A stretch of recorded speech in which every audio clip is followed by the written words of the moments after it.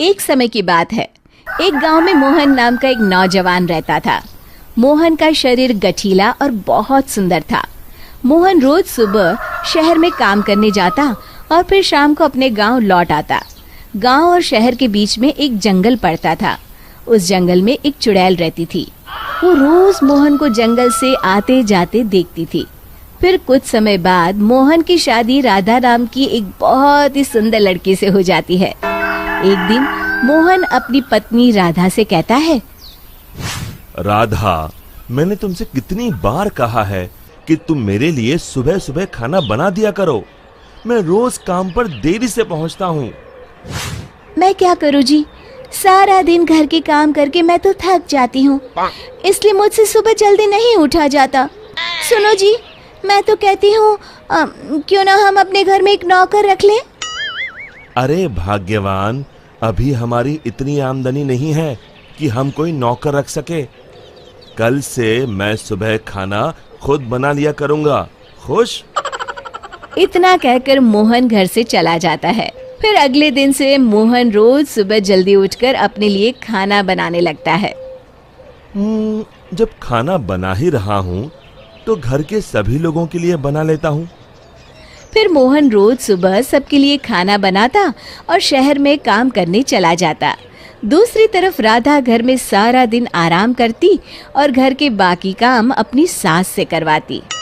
हे भगवान, ये बुढ़ापे में तू मुझसे किस जन्म का बदला ले रहा है, जो ऐसी बहू को मेरे पल्ले बांध दिया है।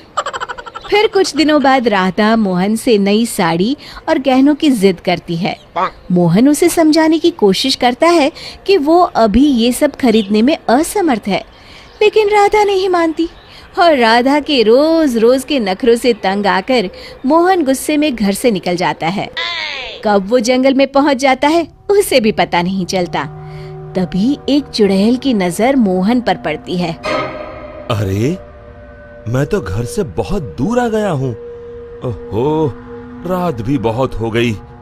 घर में सब परेशान हो रहे होंगे। फिर मोहन वापस अपने घर की ओर चल पड़ता है। चुड़ैल भी मोहन का पीछा करते करते उसके घर तक पहुंच जाती है। फिर मोहन अपने घर पहुंचकर दरवाजा खटखटाता है।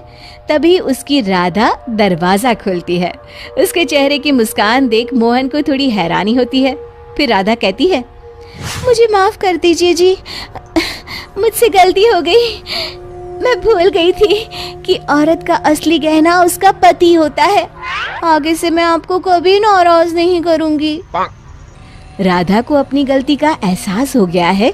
ये देखकर मोहन उसे माफ कर देता है। फिर अगले दिन से राधा रोज सवेरे उठकर मोहन के लिए खाना पकाती, घर के सारे काम करती, साथ ही साथ अपनी सास ससुर की खूब सेवा करती।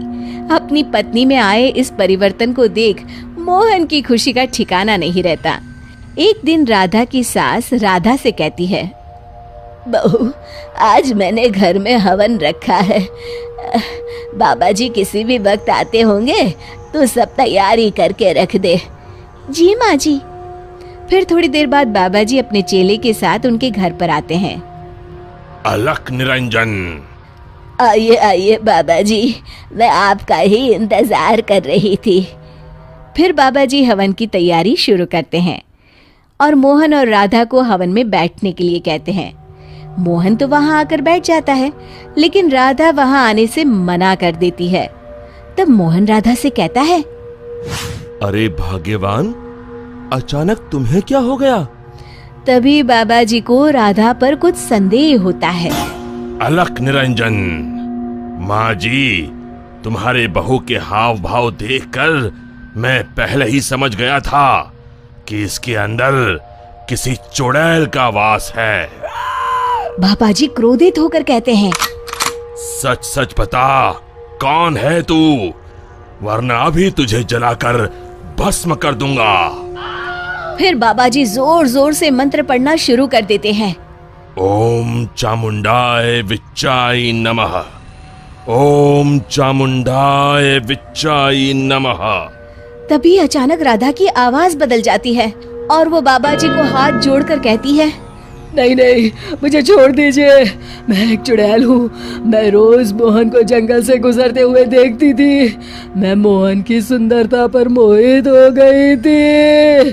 फिर मैंने देखा कि राधा मोहन और अपने सास ससुर को दिन रात परेशान करती है। और एक दिन मौका पाकर मैंने राधा के शरीर में प्रवेश कर लिया। मुझे कुछ मत करना, मैं अभी ये घर छोड़कर चली जाती हूँ। फिर हवा का एक तेज झोंका उस घर से बाहर चला जाता है और राधा बेहोश होकर नीचे गिर जाती है। कुछ समय बाद राधा को होश आता है। सारी असलियत जानने के बाद राधा को अपनी गलती का एहसास हो जाता है। आप लोग मुझे माफ कर दीजिए।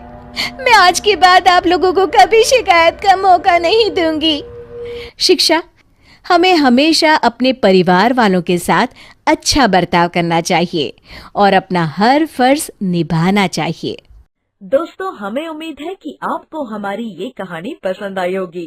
कृपया हमारे चैनल को सब्सक्राइब करें और सभी अपडेट्स के लिए बेल आइकन जरूर दबाएं। और हाँ, वीडियो लाइक और शेयर करना मत भूलिएगा। Bye bye. Thank you for watching and subscribe to watch more such stories.